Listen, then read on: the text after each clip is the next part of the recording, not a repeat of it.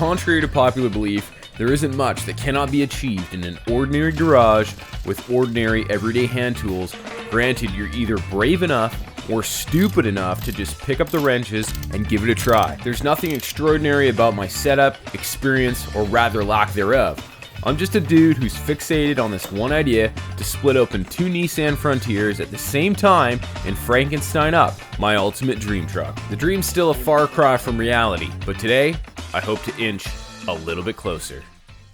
Hey, what's up? I'm Mark, and welcome to the channel.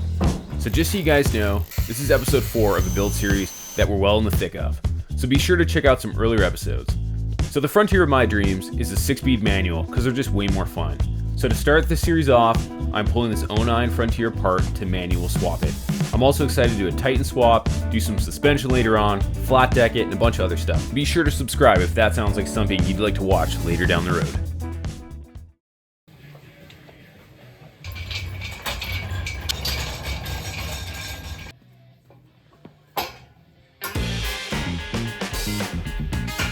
Today's a big day. It's engine pull day.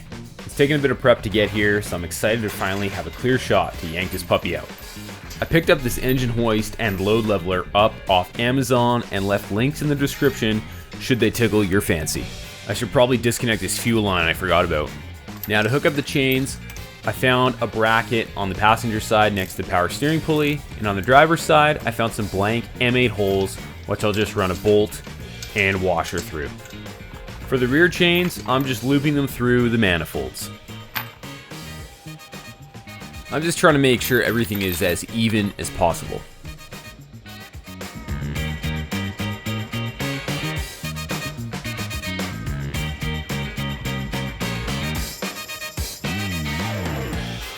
Now, to support the transmission, I received this slick looking transmission jack in the last episode. I'm keen to give it a go.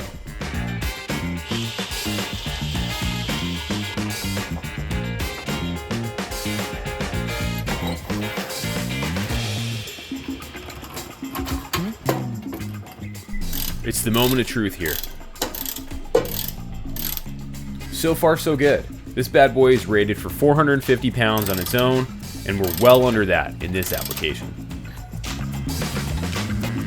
Given the fact the last time this engine was floating was probably 16 years ago in the factory, the initial lift is always exciting.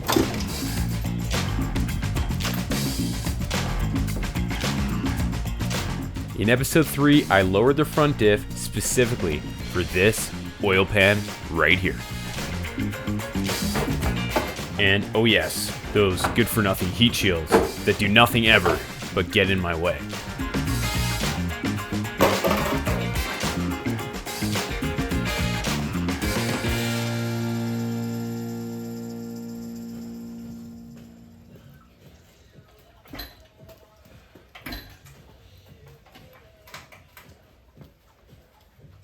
That didn't sound very good. Clearly something was getting caught somewhere.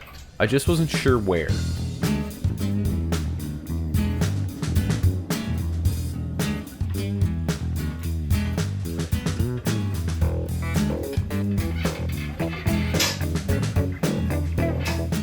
There's lots going on in here, so it was a little difficult to pinpoint exactly where. But then I realized one of my AC lines was still hooked up.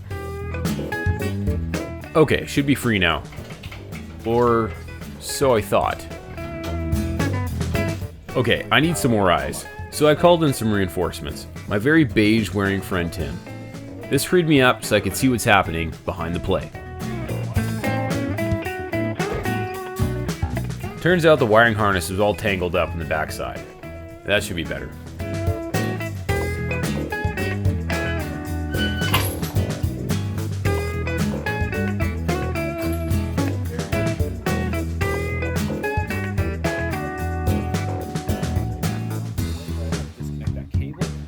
At this point, I could rest the transmission on the crossmember and relocate that new jack to roll freely along with the hoist. I'm pretty impressed with this little jack, and I really like that it has a strap to secure stuff down. It just adds a little peace of mind to this very important travel stage. My friend James came by for a visit. He's got great camera skills and a wicked pair of powerhouse pants. And just like that, 987 steps later, The engine's finally out. Just to be clear, I recognize how lucky I am to have an indoor space to work on my vehicles, but I also recognize how badly I want a bigger shop. With a workbench, some storage cabinets, and the truck itself, there's really not a whole lot of real estate left over for extra odds and sods. And I've got a lot of odds and even more sods at the moment. Parts scattered along the side of my house and all over my garage, it can get a little crazy to stay on top of at times. Trying my best to label stuff and staying organized is really important to me. But even so, I'm running out of real estate, and fast. I've committed to the manual transmission swap, and I really don't need this automatic. And what I do need is space. So I put it up for sale for $250, and within 2 hours I had a buyer lined up. I just had to split it up from the only partner it's ever known.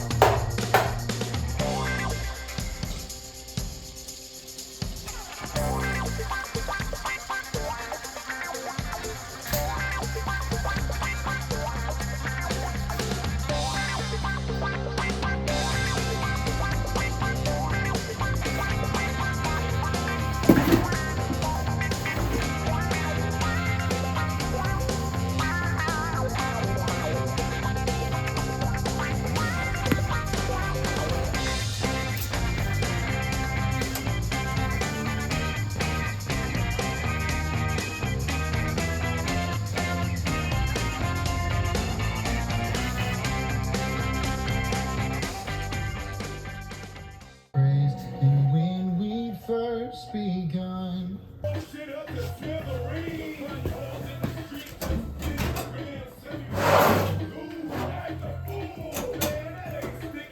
With the transmission sold to a cool dude in his Xterra project, this V6 needed a better home until I decide what to do with it one day.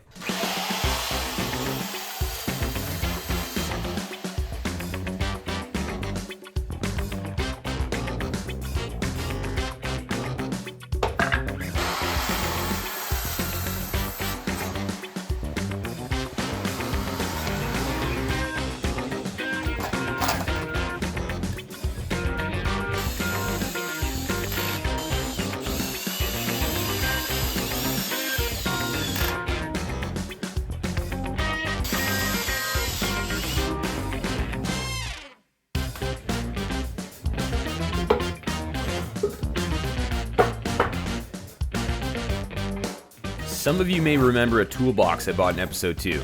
Well, I finally found a purpose for those extra casters it came with.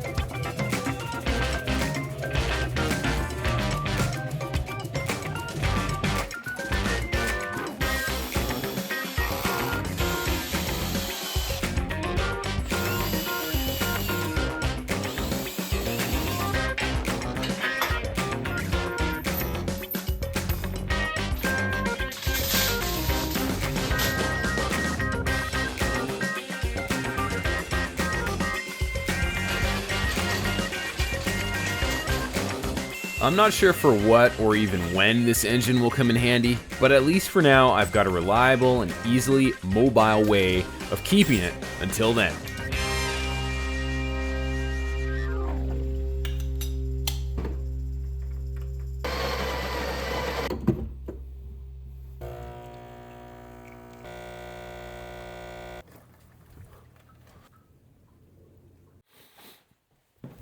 I saying here? Hello there. As everybody can see, I'm standing in the engine bay, which means yes, the engine's out of here and I could not be more thrilled. I made myself a celebratory Nismo coffee. Tastes great. It is a good morning indeed. I'm really excited to be at this point. We're clearly past the point of no return. The automatic transmission that came out of this truck is gone. It is on its way to a very pleasant young man, and I wish the transmission nothing but the best in its future endeavors. As far as this truck is concerned, I'm pretty excited to get on with things. In the next episode, we're gonna be kind of cleaning up the frame in here, putting in some POR15 probably. I'm gonna be starting to wrap my head around what's to come. So for example, which wiring harness to use. If you guys have any recommendations, feel free to leave them in the comments. I'm kind of on the fence about trying to make the existing wiring harness in this 2009 that was originally hooked up to an automatic transmission and the engine that was in here, or should I take my wiring harness from my 2005 Nismo that was on the engine that I will be putting in here? I don't know. I'm trying to wrap my head around what the best option would be for that, so feel free to let me know in the comments what you guys recommend. Swapping out the ECU, might have to play with the BCM, I don't know yet. Installing the master cylinder, running the lines for the clutch and all that kind of fun stuff. Yeah, I'm pretty excited to get to this point. Thank you to everybody who's watching, really appreciate it. And it's been a lot of fun and I'm enjoying myself. And I hope you guys are at least being entertained, or I don't know, whatever. Getting something out of the video. Anyway, it means a lot that you guys are watching. So until the next time, we'll see you in the next couple of weeks here. Cheers.